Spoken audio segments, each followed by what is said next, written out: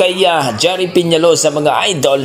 Ito kasi si Pau Salud, hindi mapigilan mga idol, no? Kahit pinagbawalan itong si Pau Salud na hindi nabanggitin itong si Cuadro Alas, pero hindi makatiis ang mananap mga idol. Sinabi niya na, sino nga ba ang inaabangan? Siyempre, ang best friend daw ni Pau Salud.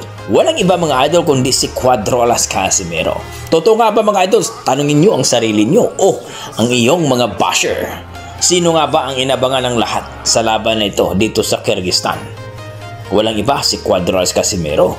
Please comment down below mga idol kung naniwala kayo na siya ang inaabangan ng ating mga boxing fans. Sa kabilang banda mga idol ay sigurado na itong si Casimero gagamitin niya ang kanyang malupit na body shot at lip hook. Yan daw ang sikreto ni Casimero mga idol.